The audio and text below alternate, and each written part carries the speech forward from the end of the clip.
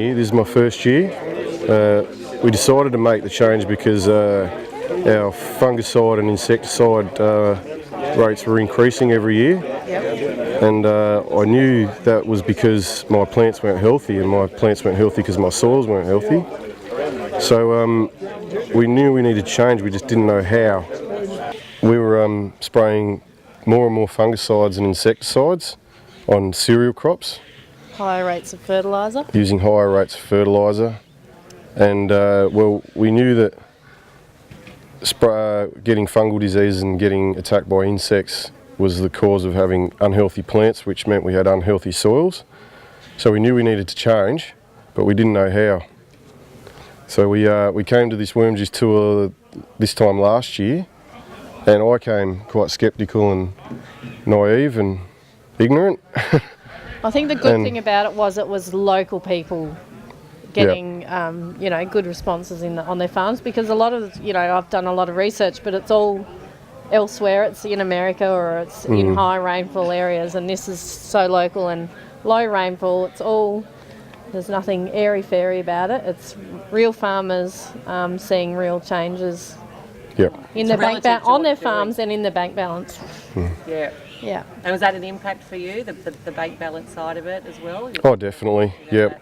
Our inputs were incredible. We were still getting by quite well, but taking over the family farm, it was just too high risk, especially on dry years, and we're getting more and more dry years. Yeah. We just want that. Even not, boom or bust, we want to be sustainable. For our kids, we've got 4 kids, so.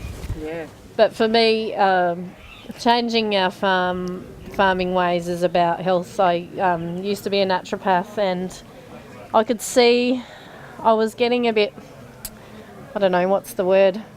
I didn't feel right about, talking to my clients about, eating lots of greens and eating your fruit and veg, and knowing deep down that most of the fruit and veg that we get in our supermarkets these days has very little nutrition because of our soil depletion and the way it's stored and all of that kind of stuff. So I became a little disheartened with becoming a naturopath, and really quite passionate about dealing with the nutrition of food from the seed, from the soil, right through to the plate. And being married to a farmer and growing up on the farm as well, I'm really passionate about, walking our talk. Making a difference, that's amazing. Yeah. That's really amazing. Yeah. So did you find, the day, you've obviously made some big changes as a result of your first year at the crop walk. Yeah. Did you find today helped sort of cement some of the stuff that you've experienced throughout your first season of using? Was there some extra information and so forth? Yeah, absolutely. We're learning new stuff all the time, always. Yep. Seeing the first crop today that looked exactly the same as the crop a year ago, in exactly the same spot, with wheat on wheat and 4 wheats in a row, that's pretty encouraging for us, because, that's the sustainability right the way through. Yeah, it certainly gives us more confidence to believe that we can do it year in, year out too. We're a lot more interested in the microbiology now, because we can see that that's the key. We've come through a real roller coaster of what's important. You can get sucked into that it's all about N and it's all about P and all about the trace elements and all of that. But at the end of the day, if you don't have the biology, then you don't have a good basis for growing good, healthy food. And what did you do last year? Like, what have you done on farm since the crop walk last year to now? What have you done on We went cold turkey, and which was against everybody's. Yeah, and everyone said we'll go broke and we're mad.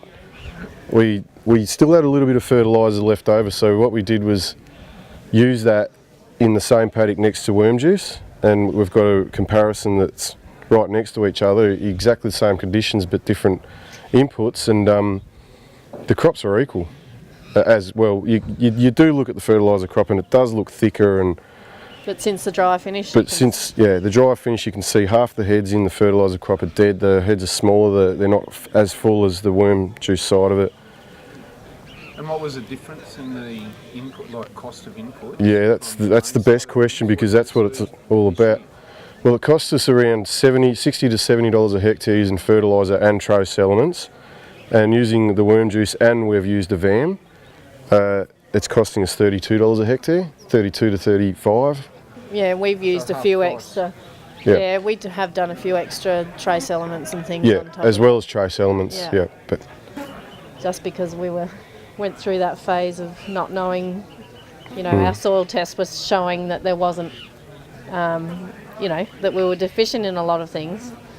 So we did do a foliar spray with some trace elements and things like yeah, that. with NK and P, Yeah, just to keep us going. We can't go broke, but that was just a that foliar was spray. on a couple of paddocks. Yep. Yeah, that wasn't on the whole lot. That was just a little bit that needed it. Just through leaf tissue tests, we For those discovered people that. that were from the Eyre Peninsula that were having some troubles, that might be a good way for them, just to do a bit of keep an eye on it. If it looks bad, do a little bit of foliar, but We talked about that with them having some good interaction because it's new conditions and that kind of thing. Yeah. Having you've got to be realistic. staying tight Yeah. and keeping, Yeah. Yeah. there. I think having all of you guys today, where it's probably on Absolutely. one side it's like, everyone else is doing so well and we're doing it tough down there, but every give them dog a bit has of his courage day. Yeah. to stick at it. Yeah. I think that's another thing we've changed. We've changed our mindset on what our soils can actually produce. We're not trying to grow the maximum crop we can get out of it by using synthetic fertilisers. We're just trying to grow what our soils can actually produce now. And with the less inputs, it's going to be, I think we can afford to lose 2 bags to the acre from the old way we're doing it. And that's a fair bit in our area. I mean, when you go on 30 bag crops, you're probably looking at 12 bags to the acre or something. But speaking in the old term sense. Yeah. Yeah, that's a good point, actually, isn't it? And I think Ash touched on that quite a bit, didn't he? Yeah. It's about getting the best you can Yeah. out of it, not just trying to Yeah. smash it Yeah. no matter what. 'Cause Yeah. It's also about gross profit too. Exactly. Like, You've got to weigh up the. Yeah. Yeah. You're getting 2 bags less, but gross profit wise you're getting more.